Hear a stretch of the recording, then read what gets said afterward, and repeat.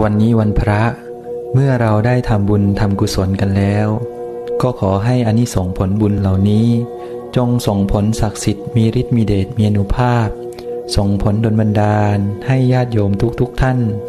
จงมีแต่ความสุขความเจริญให้ร่ำรวยเป็นเศรษฐีมหาเศรษฐีผู้ใจบุญค้ำจุนพระพุทธศาสนาให้เหลือกินเหลือใช้เอาไว้ใช้สร้างบารมีอย่างสะดวกสบายให้มีธรรมะที่สว่างไสวให้เข้าถึงธรรมะภายในของพระสัมมาสัมพุทธเจ้าได้โดยง่ายโดยเร็วพลันจงทุกท่านทุกประการเทิน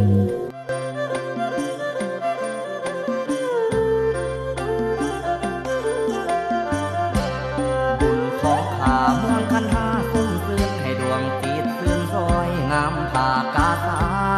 องค์เอกลาคุณแห่งสังโฆสุปฏิปันโนทินสารคามกรรม